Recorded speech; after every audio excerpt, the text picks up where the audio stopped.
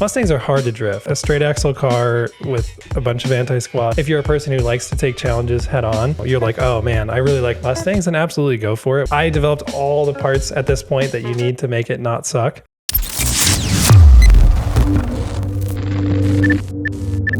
What got you involved in drifting in the first place? Well, I'm from Wisconsin originally, so I grew up there, and I got a V6 Mustang when I was 17 years old. Shit, yeah. Oh yeah, dude.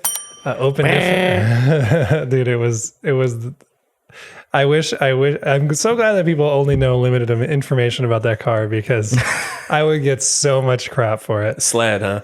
Dude, it was okay, so there is a story with that, and I can make it quick, but so I had a V6 Mustang when I was younger, and then it would always snow, and it was my only car. So anytime there was a corner and it was snowy, I would just like let it rip. And we had ATVs, and I would drift those and everything. And so I didn't really know that it was a motorsport. I just liked doing it. And then as I got older, I saw more about drifting, and I was like, oh, that looks pretty cool. And then when I had money to buy a drift car, I didn't have the V6 Mustang anymore, but I was like, well, a Fox body would be good because I don't like the way they look. So if I crash it into something... You don't like Foxes? That's the only style of Mustang I like. No, I don't like them. They're too boxy. I don't really like any boxy cars. To each their own. They look I don't like completely BMWs different. that much. I get a lot of shit for that. Yeah. They look completely different than any other Mustang. That's why I like them. Yeah, they look like an A86, but Americanized. Yeah. It looks like a Dollar General Very. A86. Yes. Mustang guy's punching air right now. So mad I said that. But no, I mean, so I was like, okay, we'll look for a Fox body. It'll be cheap, and I won't care if I mess it up. And then like literally Craigslist, Wisconsin, first result, I had like price filters, Mustang, like first result was $19.99 Mustang GT. And I was like, a $99 for under $3,800 was my price limit.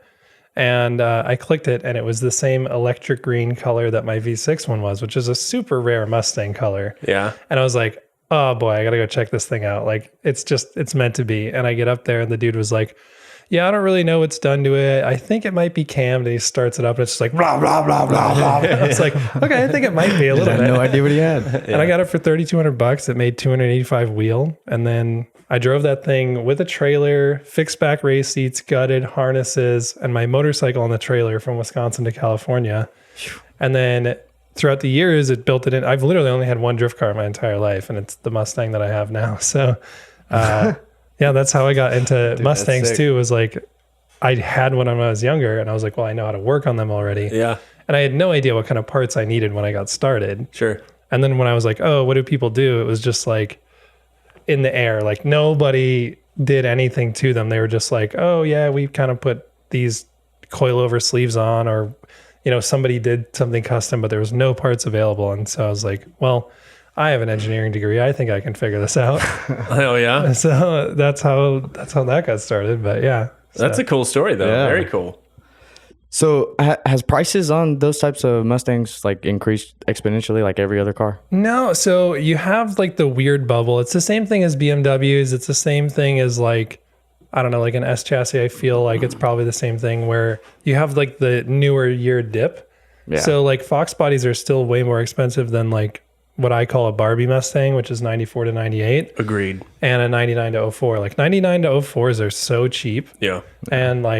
And then you get like the bastard child 05 to 09 that like it's a 3-valve and a S197, and those things are dirt cheap too. But Fox bodies are the most expensive actually right now, besides an S550 and a Coyote S197. Yeah. Okay. Well, I've seen like in the comments a lot of just people scared shitless of getting into drifting. So if you were to go back and completely start from scratch, like you didn't have the company, you didn't have the drift car, none of it, and completely get back into it, would you change any way you did it?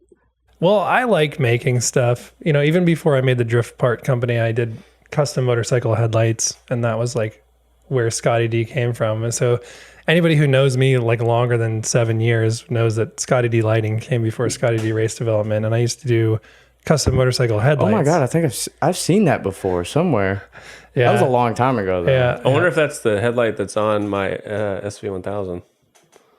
Do you make one for that? It's like I made a bracket for it. It's just like a custom one. Oh no, I would just retrofit the existing headlights. So put projectors in them and halos and everything. So okay. Yeah, there's a lot of like custom ones, but I did some Mustang stuff too. Nice. But no, I like solving problems, so I wouldn't change going to a Mustang. But my advice, it's kind of bad because I have a business in it, but Mustangs are hard to drift. A straight axle car with a bunch of anti-squat is a very challenging car to drift. I think if you're a person who likes to take challenges head on, and you're like, oh man, I really like Mustangs, and absolutely go for it. I developed all the parts at this point that you need to make it not suck. But like when I got started, it was so hard to drift that car. Like it was just such a challenge. I think that like, I feel like a 240 owner and a 350Z owner, like it's too easy. Those cars don't make mechanical grip. And so like you can go out there and let it slap the lock stops and you're like, man, I'm freaking boogieing. Yeah. But if you try to do it in a Mustang, it just wants to go forward, Yeah, that's their design. I will tell you, on a factory Z front suspension setup, you throw that thing to full lock, it don't want to come back. Yeah. It just wants to fall and stay there. Or at least that's how mine was. But I mean, I've driven so many drift cars, and like the 350Z is like such an easy car to drive. it is. Yeah. It's like a cheater car. It's just another one of the cheater It's cars. the best bang for your buck, in my opinion. Yeah. Yeah. So, I mean, would I pick a different car? No. I like that I developed the stuff for the Mustangs and got into it. And now we've done it for the 3 chassis. So we have, Fox chassis, which is 79 to 04. It's all the same suspension. And then we have S197 stuff, and then S550 now, which I'm super pumped on. That's another cheater car. It's a party car. Yeah, I saw you post about Ben's car.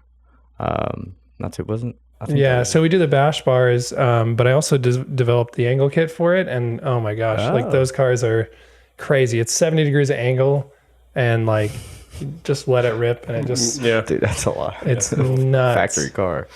Yeah. So we didn't even remove the fender liners. Like the fender liners are still in the car, like full interior. I made the handbrake just stick out of the console. All you see is the handle, and like the dual caliper brackets are super easy.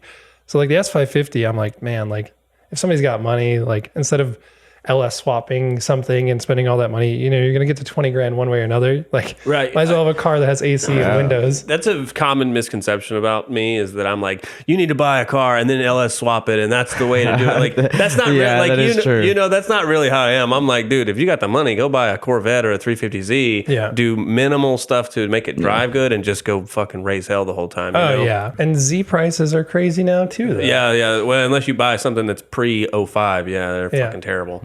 I saw one the other day. It was like I'm not old. I don't know. How old are you? 32. Okay, Thanks for exposing me. You never ask a lady her age. I'm the same age. I'm the same age. I'm a little old though, so like I'll see a Z car. When I bought my Z car, it was like 12 grand, right?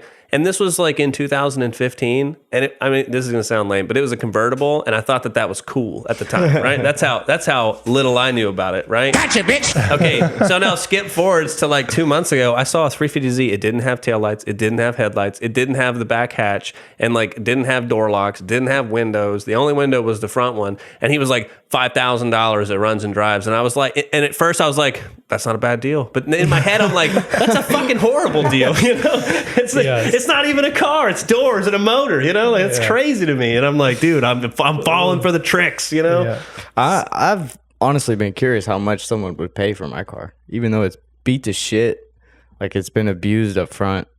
Yeah, but yours is one of those deals where the engine platform's worth almost. Well, yeah, the engine sells the car. The car doesn't sell itself. That's the irony of that statement. We're not even going to get into that. I'm going to clip myself on that one. See, I don't have to worry about it. I'm like, everybody wants the VQ. Yes. No, his car's RB yeah, swap. Mine's not VQ. Yeah. Sorry. Yeah. I'm RB25. I agree though. That's like an in between motor. Most people are either like hell yeah VQ, or they're like, I fucking hate those trumpet things. It's always like one or the other. I mean, it sounds terrible, but like it is a good engine. But like if you're gonna go through all the work of swapping something, why do that motor? Why? Yeah, I don't know. Dude, Hunter's doing that in his AE86. Hello, Boopa. He's putting a VQ in it. Yeah, which it's kind of like a hi. See, especially in AE, that's like K24 all day. See, okay, so dude, it is a little. Dude, Boyer bought a motor. I think he bought the trans. I don't know that he bought the trans, but he bought everything almost to do that, and then he comes up and like, dude, you know how Boyer is, dude. He's almost as bad as me chasing the rabbit. So that he's like, dude, listen, you're gonna hate me, but I have this plan. And I was like, he's gonna turbo the K now. So now we're gonna do turbo K, which would be cool. Which would be very cool. But I'm on board. And he goes, I sold the KA. And I'm like, why? No. Why? And he goes, I bought a VQ. And I was like, I hate this story already. This is terrible. What are you doing? He was like, I bought a rotating assembly that's good for 1,400 horsepower. And I was like, all right, we'll see you in 2035, man. You know, but that's not really true. Boyer and Eric are fucking hustlers. They'll get it together. But it was just like when he was telling me, I was like, dude, you're doing the thing, Boyer. You're doing the thing, man. Just put the car together, you know? Let me just put a disclaimer. He's going to get a lot of hate. I said K24, none of your Nissan motors. I don't want any of that stuff.